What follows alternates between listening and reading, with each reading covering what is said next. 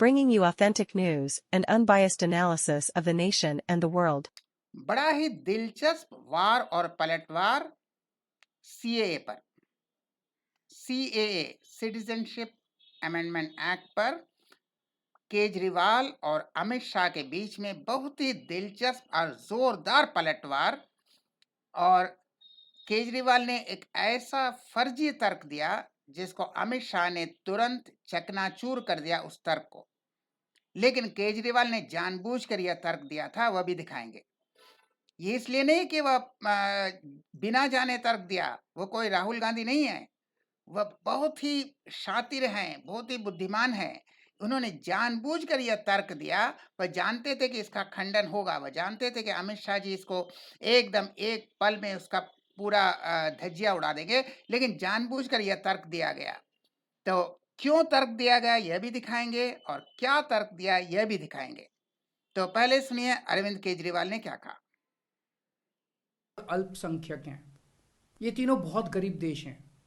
जैसे ही भारत के दरवाजे खुलेंगे, इन तीन देशों से भारी भीड़ हमारे भारत में आ जाएगी।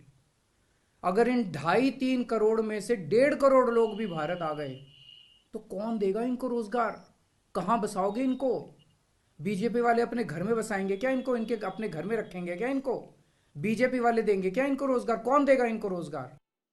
तो यह था उनका फर्जी तर्क, क्योंकि पहले तो वो ऑलरेडी भारत में हैं और 1.5 करोड़ 150 करोड़ का 1% भी नहीं होता है। तो खैर सुनिए फिर अमित शाह जी ने क्या कहा। दिल्ली के मुख्यमंत्री अपने भ्रष्टाचार के उजागर होने से अपना आपा खो बैठे हैं। उनको मालूम नहीं है कि ये सारे लोग आ चुके हैं, आज भारत में ही रह रहे हैं। सिर्फ इनको अधिकार नहीं मिला है, वो अधिकार देने की बात है। 2014 तक जो आ गए इनको नागरिकता देनी है, और इतनी ही चिंता है तो वो क्यों बांग्लादेशी घुसपैठियों की बात नहीं करते हैं, रोहिंग्यास का विरोध क्यों नहीं करते हैं? क्योंकि वो वोट बैंक की पॉलिटिक्स कर रहे हैं। नौकरी का कहां सवाल है, वो ऑलरेडी यहां है। तो यह था अमित शाह जी ने कहा कि ये तो ऑलरेडी भारत में है, वह कुछ ना कुछ कर रहे हैं। कोई चाय बेच रहा है, पकौड़ा बेच रहा है, कोई कारपेंटर है, कोई मिस्त्री है, वो तो ऑलरेडी कोई ना कोई काम कर रहा है, कोई रिक्शा चला रहा है। खाली वो उन्हें रोजगार अलग से नहीं देना है, वह सिर्फ उन्हें मान्यता देना है। कोई आ नहीं रहा है। लेकिन चतुर केजरीवाल ने यह तर्क क्यों दिया? उनकी चतुर योजना थी दो। एक, वह इस तर्क से पोलराइजेशन करना चाहते थे, जानबूझकर वह पोलराइजेशन करना चाहते थे। वह दिखाना चाहते थे दूसरों को, देखो हम सीएए का विरोध कर रहे हैं, दुनिया को बताना चाहते थे।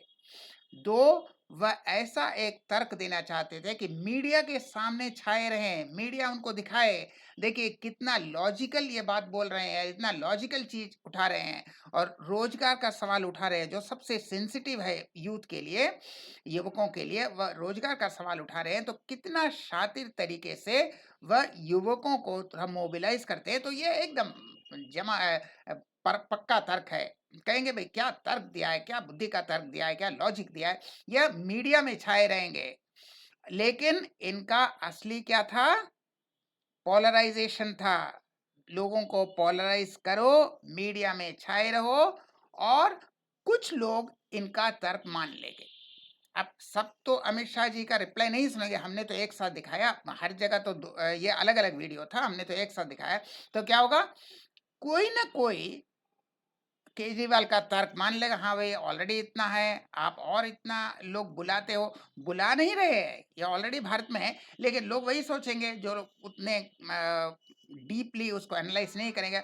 हाँ सचमुच आप भारत का दरवाजा खोलेंगे, इतना लोग आएगा, या इनको नागरिकता देंगे तो फिर दूसरे लोग भी आएंगे कि हमें भी नागरिकता मिलेगा, इस तरह से जरूर आएंगे, तो फिर हमारी रोजगार का क्या होगा। तो कुछ लोग इस ये डर से और इस लॉजिक को बाई करेंगे और केजरीवाल का तर्क को मानेंगे, और मुस्लिम सोचेंगे देखो ये सीए का विरोध कर रहा है, और ये मीडिया में छाए रहेंगे। ये जानते हैं यह तर्क टिक नहीं सकता, लेकिन जानबूझकर, ये बहुत शातिर है, बहुत बुद्धिमान है, ये जानबूझकर यह तर्क दिया गया। यह नहीं कि अमित शाह जी ज्यादा चालाक है, ये केजरीवाल दिमाग का टॉप है, एक आइंस्टाइन है लोगों को बेवकूफ बनाने में। तो ये इन्होंने जानबूझकर ऐसा तर्क दिया, कुछ लोगों को सही लगे, कुछ लोगों के लगे ये सीए का विरोध कर रहे हैं और मीडिया में छाए रहे। तो ये था इनका पूरा प्लान और इनका प्लान सक्सेसफुल हो गया। अमित शाह जो भी कहे, जितना भी उस तर्क को खारिज करे, कुछ भी करे, लेकिन इनका प्लान सक्सेसफुल। यही है एक बुद्धिमान शैतान की निशानी। Bringing you authentic news and unbiased analysis of the nation and the world. हम फिर मिलेंगे ऐसे और वीडियो के साथ, तब तक के लिए नमस्कार।